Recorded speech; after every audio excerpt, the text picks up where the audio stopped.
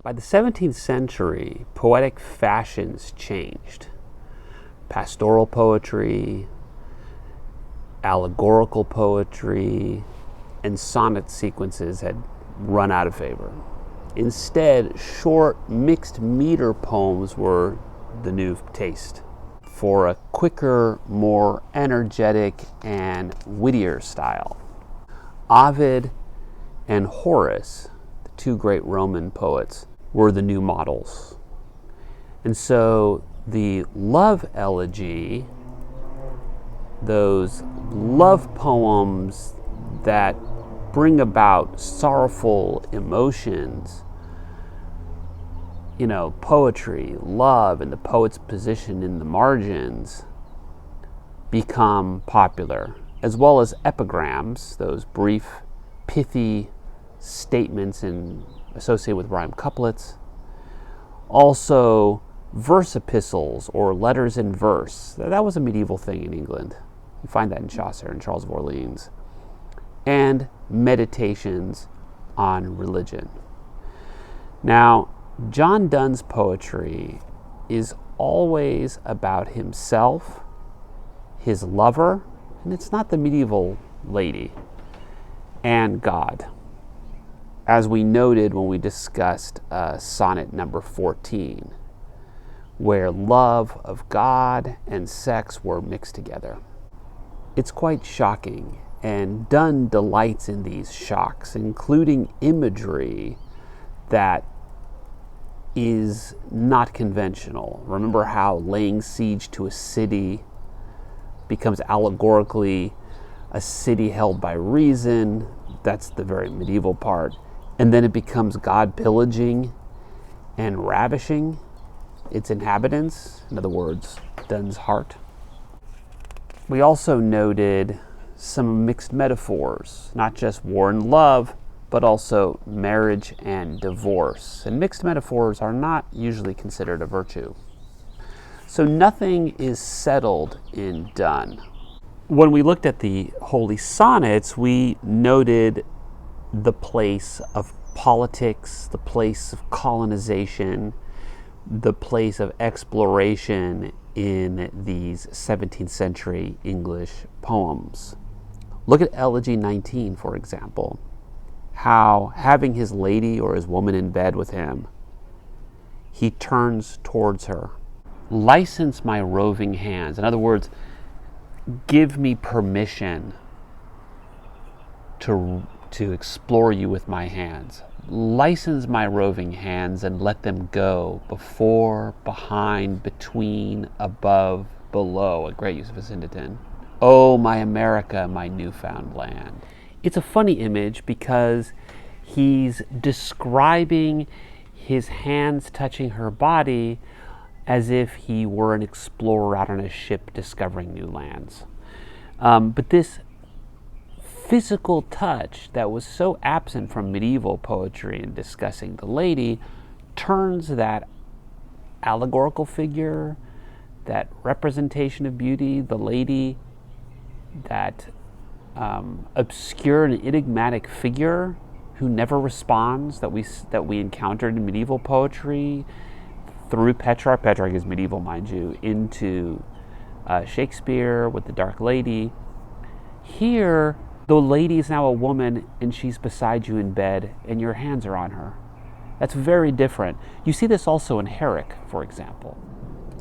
Like in this famous poem, you're going to expect the blazon, the medieval conventional description based on body parts and similes. And here it's just the focus on one part of the woman he loves, Julia. She begins to be real. Have you beheld with much delight a red rose peeping through a white? Or else a cherry double graced within a lily center placed? Or ever marked the pretty beam a strawberry shows half drowned in cream? This is almost obscene. Or seen rich rubies blushing through a pure smooth pearl and orient too. Like, they're contrast between reds and whites. But it's not going to be the red and white of the Daisy or the Marguerite poems of Machaut and Deschamps and even Chaucer. So like to this, thus ends our blazon. Nay, all the rest is each neat niplet of her breast. Did you also notice that that poem is all made up out of rhyme couplets? Herrick also describes Julia's clothings in a way that are different from the way clothing would be described in the Middle Ages. This poem by Herrick is written in rhymed triplets. A, A, A, B, B, B. Each triplet is its own stanza.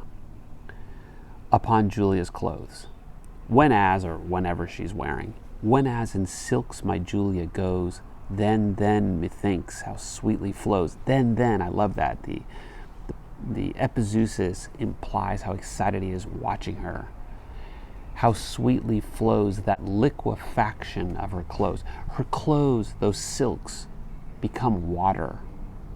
And she flows sweetly, like a river, in the way she walks.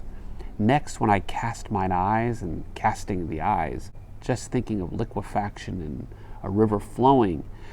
Next, when I cast mine eyes, it's like she's a fish.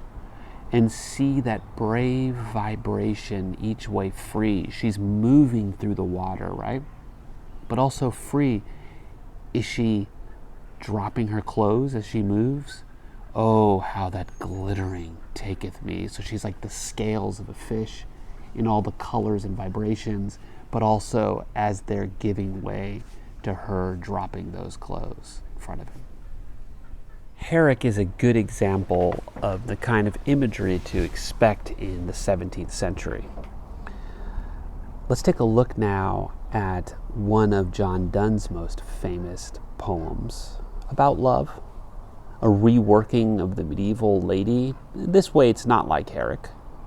It's called The Flea. Mark but this flea, and mark in this, how little that which thou deniest me is. It sucked me first, and now sucks thee, and in this flea our two bloods mingled be. Thou knowest that this cannot be said, a sin, nor shame, nor loss of maidenhead. Yet this enjoys before it woo, and pampered swells with one blood made of two, and thus, alas, is more than we would do. O stay, 3 lives and 1 flea spare, where we almost, nay more than married are. This flea is you and I, and this our marriage bed, and marriage temple is. Though parents grudge, and you were met, and cloistered in these living walls of jet. Though yous make you apt to kill me, let not to that self-murder added be, and sacrilege 3 sins in killing 3. Cruel and sudden hast thou since purpled thy nail in blood of innocence. Wherein could this flea guilty be, except in that drop which it sucked from thee? Yet thou triumphed and sayest that thou findest not thyself, nor me the weaker now. 'Tis true, then learn how false fears be. Just so much honor, when thou yieldest to me, will waste as this flea's death took life from thee. I know you are comfortable now listening to the way poetry sounds. Let's just point out some of the features of its sound, like its stanza and its meter. So this is the rhyme scheme. This is, it's the same. Think of Elizabethan, now think of 17th century pronunciation. The be said maidenhead, it's a word for virginity. So rhymed couplets, and then woo, to, and do. Rhyme triplets. Did you catch as well that the poem is written in mixed meter? Look at the first line. Mark but this flea, that's the caesura, that's Trochaican version, and mark in this. That's 8 syllables, or if we mark them out into their feet, it's iambic tetrameter, right? But now look at the next line. How little that which thou deny me is. That is 10 syllables, obviously with a little bit of slurring. Deniest becomes deniest, and it is also iambic pentameter. If you look at the lines, there is an altering between iambic tetrameter in mark but this flea and mark in this, to iambic pentameter, how little that which thou deniest me is, to iambic tetrameter again, it sucked me first and now sucks thee, back to iambic pentameter. So basically if I wrote it down, it would be, that's the mixed meter of each stanza. The poem is also filled with sound effects, like mark but this flea and mark in this, ploki, or anadiplosis, deniest me is, me it sucked first, sucked and sucks, ploki and polyptoton. You also get polysyndeton, a sin or shame or loss of maidenhead. You find traductio, married, marriage, marriage.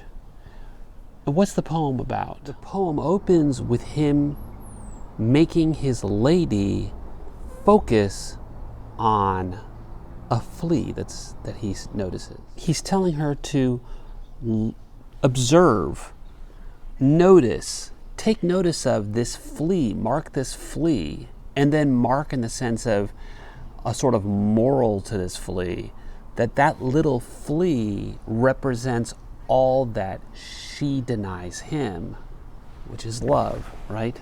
He then observes that since this flea has bitten both of them and sucked their blood, and he plays with this idea of sexual shame and her loss of her virginity, her maidenhead, but saying that this blood that's filling the flea has made them, in a certain sense, married.